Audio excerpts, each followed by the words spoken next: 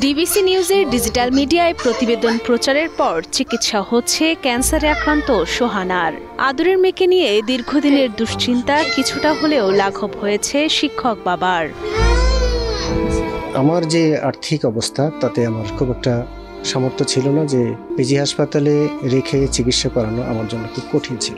DBC নিউজের সেই news করার পরে মোটামুটি দেশবাসীর কাছ থেকে অনেক মানুষ আমাকে সহযোগিতা করেছে।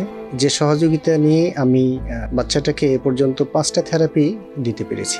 মাত্র 10,000 টাকা বেতনে যেখানে পরিবার নিয়ে খেয়ে পড়ে বেঁচে থাকতেই কষ্ট, সেখানে 8 বছর বয়সী মেয়ে সোহানার মরণ ব্যাধির চিকিৎসা কিভাবে করাবেন সেই চিন্তায় দিশেহারা হয়ে পড়েন রংপুরের মিঠাপুকুর উপজেলার জয়রামপুর গ্রামের শিক্ষক গোলাম মোস্তফা। সহায় সম্বল বিক্রি সহ ঋণ করে চিকিৎসা করিয়ে নিঃস্ব হয়ে যান তিনি। থেমে যায় মেয়ের চিকিৎসাও। অসুস্থ মেয়েকে নিয়ে বাবার দুঃসহ জীবন কাটানোর চিত্র তুলে ধরে গত 12 জুলাই একটি প্রতিবেদন প্রচার করা হয় ডিবিসি নিউজের ডিজিটাল মিডিয়ায়। মেয়ের ক্যান্সার, স্ত্রী অসুস্থ, বেতন 10,000 টাকা, এক অসহায় বাবার করুণ আরতি। এই শিরোনামের প্রতিবেদনটি নজর কাড়ে সবার। সাহায্যের জন্য এগিয়ে আসেন সহৃদয়বান মানুষেরা। প্রায় 3.5 লাখ টাকা সহায়তা পেয়ে চিকিৎসা করানো হয়েছে সোহানার। কয়েক বছর থেকে মেয়ের পাশে নিঃস্ব, তারপর একবারে নিঃস্ব হওয়ার পর ডিবিসি চ্যানেলের পেয়ে ওখান থেকে নিউজ করার পর আমরা মেয়ের চিকিৎসা চালাইতেছি। ডিবিসিকে কৃতজ্ঞতা জানাইতেছি, দেশবাসী কৃতজ্ঞতা জানাইতেছি, ওনাদের কাছে আমরা চিরঋণী।